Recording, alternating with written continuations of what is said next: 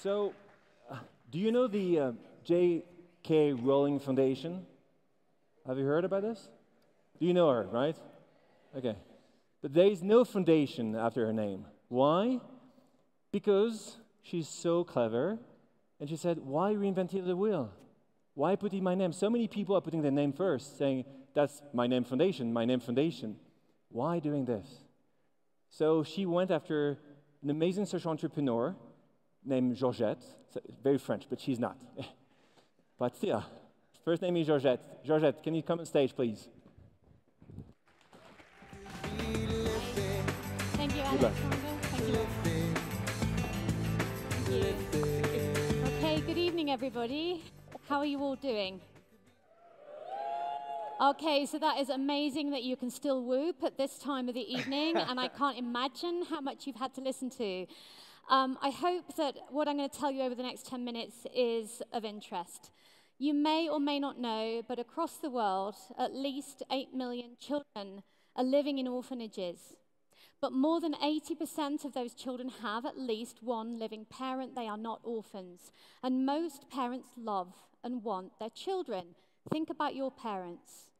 But often, the parents are poor and receive no assistance. They can't afford to feed their children or pay for their education, so they give them to the orphanage. Or the child has a disability and the doctors advise them to give them to the orphanage. But 80 years of research proves orphanages seriously harm children's health and development. They're exposed to a much higher risk of all forms of abuse than children in families. They suffer developmental delays and are subject to trafficking and sexual exploitation. Children simply need the love, nurture, and protection of a family to thrive. And orphanages are expensive. The amount spent on one child to live in a poor quality orphanage could support 10 children to live in their family, to be in school, and to develop to their full potential. So why do orphanages continue to exist? Like many big, intractable global problems, at the root are two challenges: money and belief. Many people are making money out of the children in orphanages, and millions of people believe they're doing the right thing. Since the 8th century, different countries have used orphanages to respond to the needs of vulnerable children, but most high-income countries moved away from this form of care decades ago because of the serious harm it caused. But a mythology has developed that orphanages are a social good, and vast sums of money pour annually from rich countries to orphanages in the global south. 1,200 years of history is not reversed overnight. I've worked in 29 countries helping governments and communities to transform their care services, and I've visited hundreds of orphanages. Those managed in a caring manner are the exception, not the rule. In most, I've witnessed severe abuse and neglect. Even in the best, children have delayed development and poor future life chances. Anyone in the room who's 25? I was 25 years old when, in 1993, I walked into my first orphanage in Bucharest, Romania. It was just 3 years after the revolution, when unbelievably horrific images of Romania's orphanages had been beamed around the world, but nothing could prepare me for the reality. There were 550 babies living there, but the building was silent. Anyone ever work with small children? Can you ever imagine 550 kids under the age of 3 being silent? The smell hit me before I saw any children. It was a combination of boiled cabbage, stale urine, disinfectant, and fear. It's an odor I have encountered in hundreds of institutions all over the world since then. The head nurse showed me into room after room, with row upon row of cots filled with silent newborn babies staring into space. Many with soiled nappies, but none were crying out for help. No one ever came, so they had learned not to cry. Older babies with emaciated bodies, shaven heads, sunken eyes, rocking violently back and forth. Over the coming days, as I observed the regime of the institution, I saw the clockwork approach to care. Each member of staff had 20 babies to look after and had to follow a strict program so they could fit in all their work, with a major focus on keeping the wards clean. At 7 o'clock, nappies were changed, and at 7:30, babies were fed rapidly because feeding time had to finish by 8:30. If a baby soiled her nappy immediately after changing time, she would lie for hours wet and often cold and in pain until the next allotted time. Apart from the few horrid, harassed moments of feeding and changing, the babies had no human contact, no stimulation, never mind love and individual attention. They stared into space, at the white ceiling, at the white walls, or at the bars of their cot. Without stimulation, the children began to stimulate themselves, rocking back and forth as a form of self-soothing, which quickly became obsessive and aggressive, and for many infants turned into self-harming. To protect the children from themselves, the staff began to tie the babies up. Some remained tied up for the rest of their lives. It is stunning to watch a 12-month-old baby repeatedly smack her head against the bars of her cot, and the logical initial response to these behaviors is to think that there's something wrong with these children. But I know from experience, and this was later proven by brain development research, that if you get the babies out and into a family, they recover their delays, put on weight, and the behaviors gradually disappear. But in the orphanage, the severe neglect resulted in high mortality rates, and staff later told me that when the children died, they threw their bodies into the furnace of the heating system. Since then, I've learned of mass graves in orphanages in Ireland and Scotland, Bulgaria, Romania, and Haiti. There was nothing wrong with these children, but there was everything wrong with the orphanage system. As the children grew, the regimented approach continued to rob them of their identity. Every few months, they lined up to have their heads shaved, allegedly to control lice. They were terrified of being at the back of the queue because as the razor became more blunt, the process became more painful. This is common practice in many institutions around the world, and the children have told us of the pain and humiliation they felt. One girl said, "They cut our hair and cut away our hope that we would ever leave this place." At that time, the scale of the problem in one orphanage seemed overwhelming to me, and there were about 200,000 children in Romania's orphanages then, so solving the problem nationally was way beyond my imagination. So I focused on what I could do, and I set up a program to keep mothers and babies together. And it was a success, and it was replicated across the country. And therefore, preventing children from entering was the beginning of the end of the orphanage system. 4 years later, I was back in Romania helping one county to transform its system of care and get thousands of children out of institutions. And then the Prime Minister asked me to work in his office on a national strategy. At age 32, I helped to put in place the building blocks to end this terrible system, a problem that only 7 years previously I had believed would be impossible to solve. Today,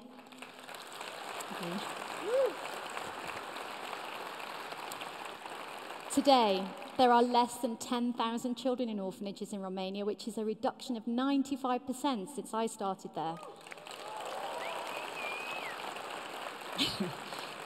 And the government is committed to getting all the children home by 2020. As I worked in the Romanian government 15 years ago, I began to see that if Romania could solve this problem, then so could any country in Europe. Meanwhile, in 2003, I was contacted by UNICEF in Sudan, who asked if I could help them with the only baby institution in Khartoum.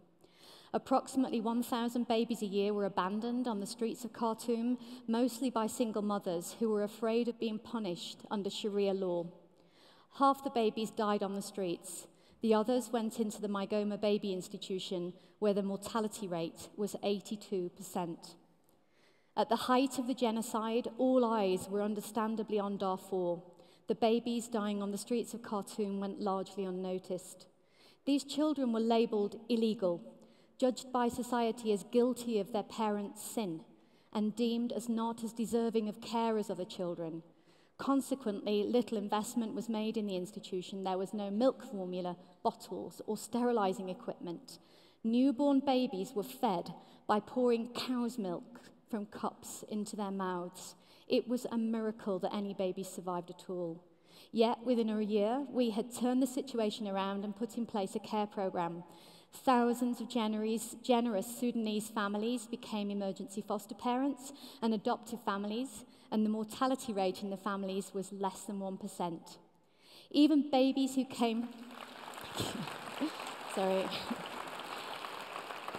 Even babies who came from the street in a precarious state of health flourished in the love of families. These babies who would otherwise have just laid in their cots were never out of the arms of foster mothers, fathers, brothers, sisters, aunties, and grannies. The Sudanese extended family came to the rescue. At the same time, we knew that the long-term solution was prevention, and it was my privilege to work with the police, imams, government, civil society, journalists, and lawmakers, and together, we managed to decriminalize having a child outside marriage in Sudan. Yeah.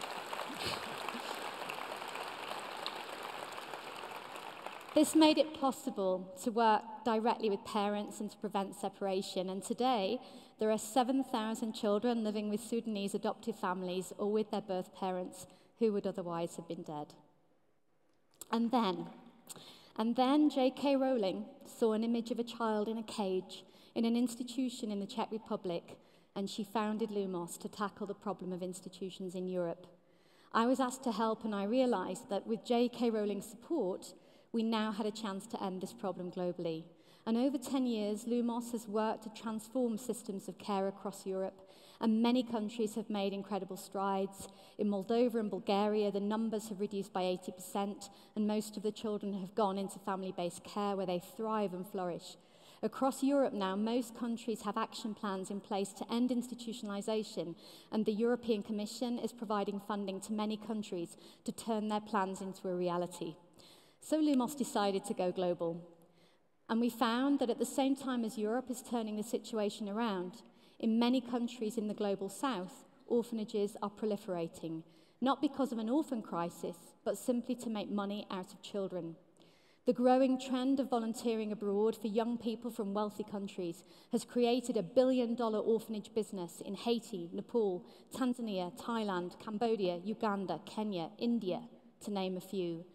Many young people want to volunteer in orphanages, and many donors, particularly from Christian communities, give generously, believing they're doing the right thing.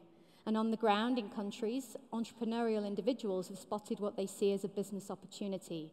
So they set up an orphanage so that they can have somewhere for volunteers and donors to visit and bring the money and goods. And then the orphanage needs children. So they pay childfinders about $50 a head to aggressively recruit the kids. Childfinders prey on poor families, promising children education and opportunities the families cannot provide. Desperate parents believe they're doing the right thing, and once they're in the orphanage, the promises evaporate. In one orphanage we helped to close last year in Haiti, we found some of the worst conditions I've ever seen. The day I visited, not one single adult was there to look after the children who had no food and no drinking water.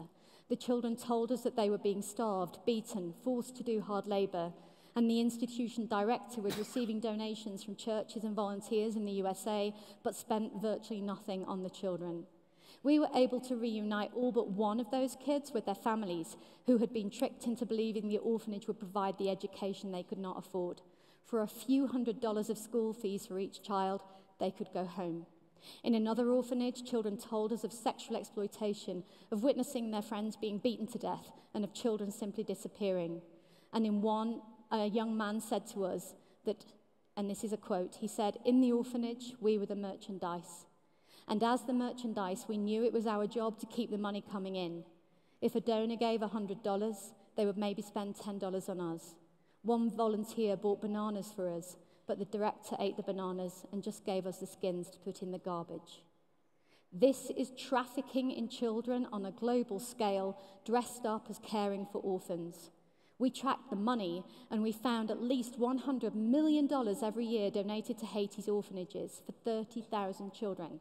That money could pay for 700,000 Haitian children to go to school.